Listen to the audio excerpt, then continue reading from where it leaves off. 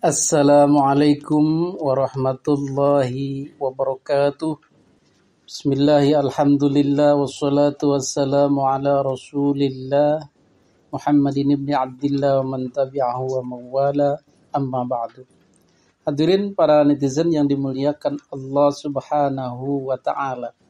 Pada kesempatan video kali ini kita akan melihat bagaimana luasnya jangkauan tesis Kiai Haji Imaduddin Utsman Al-Bantani. Bagaimana kita melihat penerimaan warga masyarakat terhadap pencerahan ini, terhadap dakwah ini. Jadi cara kita memandang polemik nasab ini adalah bagaimana seorang Kiai Haji Imaduddin Utsman Al-Bantani sedang berdakwah, sedang mencerahkan masyarakat, sedang menjelaskan kepada masyarakat tentang sebuah kebenaran. Dan kebenaran ini bukan persepsi sendiri, tetapi memang fakta yang sudah diuji dengan penelitian-penelitian, dengan bukti-bukti, dengan buku-buku dan kitab-kitab sejarah, kitab nasab, buku-buku filologi, buku-buku penelitian-penelitian kedokteran DNA, kitab rijalul hadis, dan lain sebagainya yang mengarah pada kebenaran itu. Seandainya ini bukan kebenaran, tentu mentok di sana-sini. Diteliti di sebelah sini nggak terbukti, diteliti di sebelah sana nggak terbukti, diteliti di bagian DNA nggak terbukti, diteliti di bagian filologi kesejarahan kuno tidak ketemu. Tetapi karena ini sebuah kebenaran, maka celah-celah atau simpul-simpul yang menyimpulkan adanya fakta itu terbuka semua. Itulah jalan kebenaran yang diberikan oleh Allah Subhanahu wa Ta'ala. Jadi karena kebenaran ini bersifat cahaya, nur, maka dia akan menyinari. Maka dia akan memberikan pencerahan-pencerahan. Dan otomatis mendobrak keyakinan-keyakinan lama, dogma-dogma lama, doktrin-doktrin lama. Itu resikonya. Betul? Sebagaimana dahulu Kangjeng Nabi Muhammad SAW berdakwah, memperkenalkan sebuah ajaran Islam, memperkenalkan ajaran tauhid yang otomatis menabrak dogma-dogma lama, ajaran-ajaran lama, keyakinan-keyakinan lama. Ajaran tauhid yang didakwahkan oleh Kangjeng Nabi Muhammad SAW otomatis menabrak keyakinan bahwa Tuhan itu tidak satu, Tuhan itu banyak, politeisme. Jadi dari politeisme menjadi monoteisme itu sangatlah berat. Saking beratnya keyakinan ini, saking susahnya keyakinan ini diutak-atik, maka timbullah perlawanan-perlawanan. Kenapa? Karena mereka tidak mau ini menjadi gangguan, ini menjadi masalah, ini menggoyahkan kedudukan mereka yang selama ini sudah stabil, sudah nikmat di status quo, di zona nyaman. Maka mereka tidak mau adanya dakwah ini merusak mereka sendiri. Maka kebenaran dinomor dua kan. Yang penting hajar dulu, singkirkan dulu, lawan dulu. Walaupun dia menyatakan bahwa dakwahnya benar, Tuhan itu satu, tauhid, dan itu sudah masuk akal, logika, bisa diteliti dengan ilmiah, dengan otak yang logis, tetapi mereka tidak mau menerima. Kenapa? Karena ada kepentingan. Betul? Maka inilah juga yang terjadi pada Kiai Haji Imaduddin Utsman Al-Bantani dan kita-kita yang mendakwahkan bahwa Habaib Ba'alwi bukanlah keturunan Nabi. Maka mereka-mereka yang menjadi dalam tanda kutip korban dakwah ini mati-matian membela diri, bahkan ingin menyingkirkan orang-orang yang berdakwah seperti itu. Maka muncullah perlawanan-perlawanan, muncullah serangan-serangan, muncullah framing-framing bahwa orang yang berdakwah ini adalah orang sesat, orang gila, majnun, orang edan, orang gak waras, keturunan PKI, iblis, dajjal, dan lain sebagainya. Persis seperti perkataan orang-orang dulu bahwa Nabi itu majnun. Orang gila ini yang ujuk-ujuk datang, kita puluhan tahun, ratusan tahun tidak pernah ada orang seperti ini. Tiba-tiba muncul orang ummi, tidak punya literatur, tidak punya kitab-kitab yang bertumpuk-tumpuk, tidak paham kesejarahan agama-agama lama. Tiba-tiba muncul bahwa ajaran baru yang menyesatkan. Itu mereka tujukan kepada Nabi Muhammad SAW. Persis. Nabi dihina-hina sebagai orang bodoh. orang nggak tahu apa-apa, kok tiba-tiba memfatwa, kok tiba-tiba merasa sok tahu dengan ajaran lama mereka yang disalah-salahkan itu.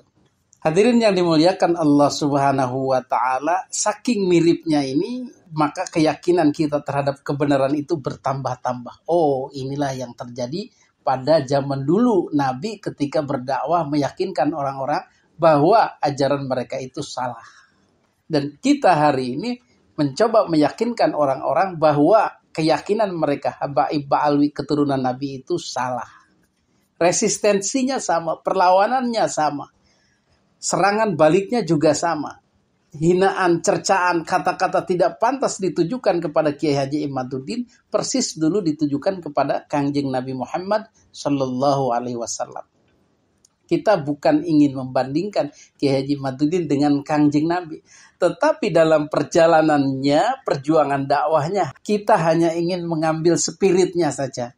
Bahwa berdakwah kepada sesuatu yang sudah menjadi keyakinan akut itu tidak mudah. Betul?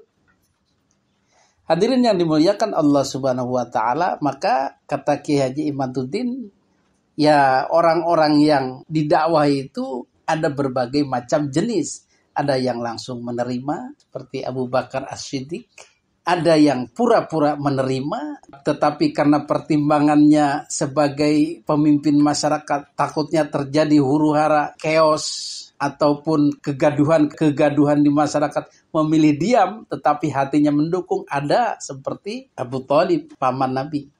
Ada juga yang frontal, menentang keras, bahkan menyerang, yaitu Abu Jahal. Jadi orang-orang bertipe seperti ini sekarang ada juga semua. Ada yang ya berbicara kita mah nggak ikut-ikutan, padahal hatinya mendukung karena takut jabatannya, statusnya, kedudukannya menjadi robah atau menjadi kocar-kacir lah. Kocar-kacir bagi karir dirinya, kocar-kacir bagi masyarakat. Ada juga yang langsung menerima.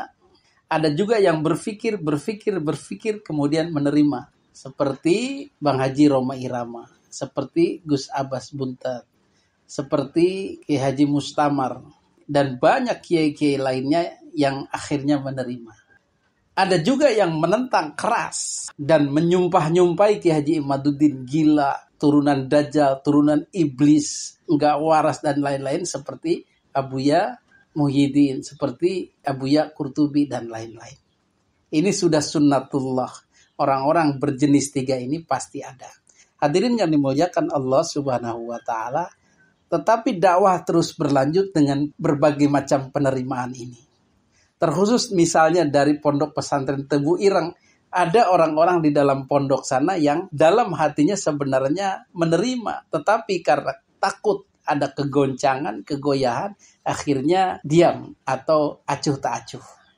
Tetapi ketika dibongkar oleh Kiai Haji Imaduddin, pondok pesantren Tebu Ireng tidaklah pasif, tidaklah menolak ajakan dakwah Kiai Haji Imaduddin Utsman Al-Bantani. Walaupun oleh pengasuh-pengasuh di sana masih banyak yang mendukung Habaib Ba'alwi sebagai keturunan Nabi, tetapi ternyata alumni-alumninya terbuka hatinya menyatakan bahwa Kiai Haji Imaduddin Utsman Al-Bantani benar. Mereka percaya bahwa Habaib bukanlah keturunan Nabi. Jadi Tebu Ireng pun tidak sepenuhnya menolak, tetapi senior-seniornya, alumni-alumninya, kiai-kiai lulusannya bahkan malah terbuka hatinya menerima dakwah Kiai Haji Imaduddin Utsman Al-Bantani dan mereka tidak percaya bahwa Habaib keturunan Nabi. Itu salah satu natijah atau hasil dakwah daripada Kiai Haji Imaduddin Utsman Al-Bantani. Dan beliau-beliau ini diundang ke pondoknya Kiai Haji Imaduddin untuk menjelaskan kepada masyarakat bahwa Tebu Ireng tidaklah semuanya mendukung Habib. Tebu Ireng tidaklah semuanya netral. Tebu Ireng, keluarga besarnya bahkan ada yang menerima dakwah Kiai Haji Imaduddin Utsman Al-Bantani. Berikut adalah video daripada alumni-alumni Pondok Pesantren Tebu Ireng, Jombang. Hadaratil Mukarramin, yang mulia para alumni dari Pondok Pesantren Tebu Ireng, Jombang, asuhan Hadratus Syekh Hasyim Asy'ari radhiyallahu anhu, hadir para kesepuhannya, Yai Tabari Syadzili. Beliau selain sebagai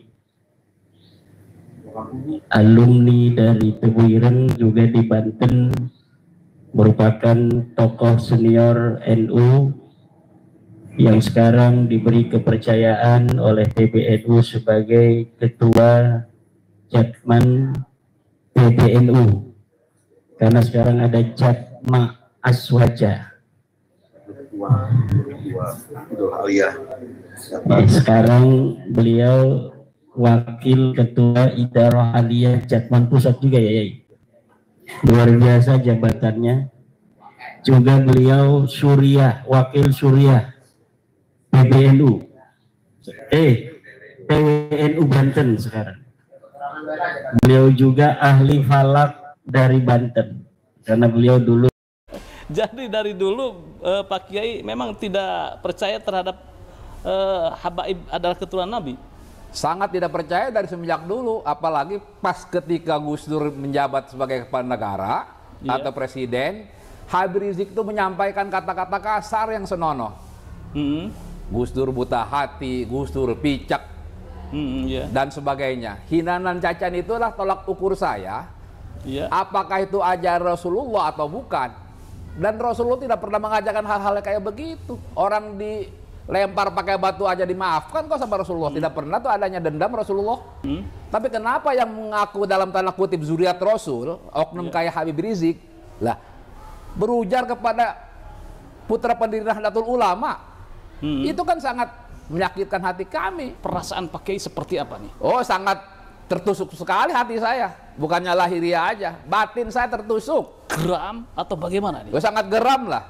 Jadi ketika Ki Iban menyampaikan itu bukan zuriat Rasul, saya yakin dengan tesisnya beliau. Jadi Kiai tandaskan bahwa Kiai Imad itu bukan pembegal nasab. Bukan, meluruskan silsilah. Dan bukan pemecah belah umat. Bukan. Demikianlah, mudah-mudahan kita menjadi faham bahwa dakwah ini berliku-liku. Ada yang menolak, ada yang menerima, ada yang netral. Tetapi lambat laun seperti perjuangan Kanjeng Nabi Muhammad SAW, pada akhirnya kebenaran akan menang, akan muncul, akan menunjukkan jalannya sendiri. Dan kebatilan lama-lama akan hancur. Wa qul ja'al haq wa zahaqal batil innal batila kana zahuqa. Kebenaran akan datang, kebatilan akan sirna atau kalah. Mudah-mudahan kita berdoa. Amin ya Allah ya Rabbal alamin. Hadanallahu wa iyyakum ajmain. Assalamualaikum warahmatullahi wabarakatuh.